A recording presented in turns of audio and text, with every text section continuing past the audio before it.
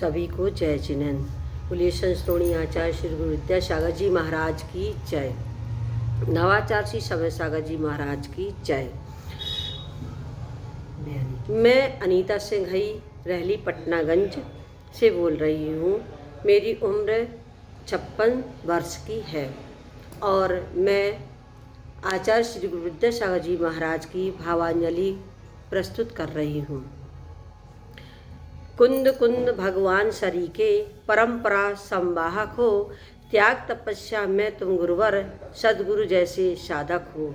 आगम अनुसारी तवचर्या श्रवण संस्कृति कीरत हो, विद्यासागर मुनिवर तुम तो चलते फिरते तीरथ हो, चलते फिरते तीरथ हो। आचार्य श्री गुरु विद्यासागर जी महाराज का व्यक्तित्व, उनकी साधना, उनकी तपस्या अद्भुत और अद्वितीय थी। उनका जन्म 1946 में शरद पूर्णिमा के दिन कर्नाटक के सदलगा ग्राम में हुआ था। उनके माता पिता का नाम श्रीमती और मल्लप्पा अष्टगे थे। वो 6 भाई बहन थे, जिनमें से छोटे भाई शांतिनाथ और अनंतनाथ ने भी उनके साथ उनके द्वारा दीक्षित हुए थे। माँ पिताजी ने भी धर्मसागर महाराज जी से दीक्षा ले ली थी और दोनों बहनें शांता सुवर्णा ने भी उन्हीं से दीक्षा ले ली थी।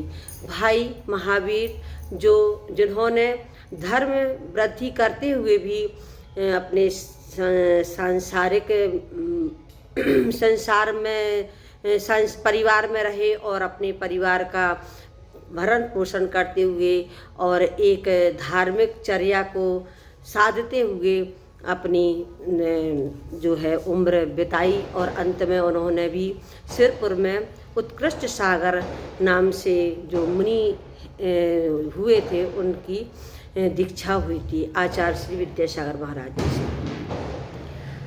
आचार्य श्री विद्यासागर महाराज जी ने अनेकों ऐसे काम किए हैं जिनके द्वारा हमारे देश, हमारे समाज, हमारे परिवार, कई परिवार ऐसे जिन्होंने अपने पुत्रों को उस मार्ग में लगा करके अपने परिवार को धन्य किया। हमारी जैन समाज को आचार्य श्री विद्यासागर जी ने एक उत्कृष्ट नाम दिया और साथ ही भारत में भी उन्होंने ऐसे ऐसे काम किए जो अद्वितीय, जैसे कि जीव रक्षा के लिए उन्होंने गौशाला का निर्माण करवाया। कई जगह गौशालाएं जो आज 13 राज्यों में 130 गौशालाएं उनकी प्रेरणा से चल रही हैं।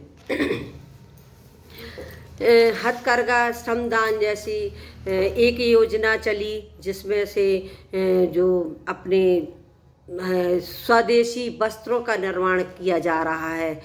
और प्रतिभा स्थली जैसी लड़कियों के लिए भी उन्होंने उद्धार के लिए एक संस्कारित सुव्यवस्थित जिंदगी जीने के लिए प्रतिभा स्थलियों का निर्माण किया।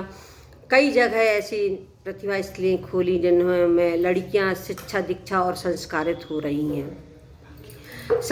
तीर्थोद्धारक के रूप में उन्होंने तीर्थ तो नए बनवाए भी हैं और जो तीर्थ जीर्ण शीर्ण अवस्था में हो गए थे उनका भी उन्होंने उद्धार किया और एक नए रूप में प्रस्तुत करके उसको कई वर्षों तक उसके ऐसी निर्माण पत्थरों के द्वारा करवाए कि जो आगे आने वाली कई पीढ़ियां उस तीर्थ स्थानों में जाकर के और अपना सहयोग भी देंगी और साथ ही पुण्य का लाभ भी लेंगी और हमारे धर्म, जैन धर्म की जो परंपरा है उसको भी स्थापित करेंगी।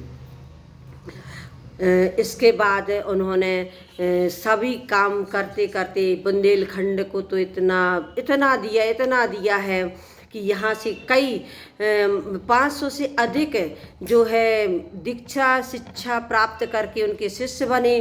कई ब्रह्मचारी और कई ब्रह्मचारिणी बहनें निकली हैं और इस प्रकार से उन्होंने अपना अंत समय डोंगरगढ़ चंद्रोदय में समाधि पूर्वक मरण किया। और अपने जीवन में जो उन्होंने जिस मार्ग को चुना उनने अपनी त्याग तपस्या से और उससे को प्राप्त भी किया है। गुरुवा पांतुम नो नित्यम ज्ञान दर्शन नायका चारित प्राणो न गंभीरा मोक्ष मार्ग उपदेशा। और वो मोक्ष मार्ग में बढ़ करके अपनी आत्म साधना और अपनी त्याग तपस्या के द्वारा हम सभी को बहुत कुछ दे गए हैं, बहुत कुछ सिखा गए हैं। उन मार्गों में चल करके हम अपना जीवन धन्य बनाएं, उस मार्ग पर चलें और अपनी आत्मा का कल्याण करें। जय जिनेन्द्र सभी।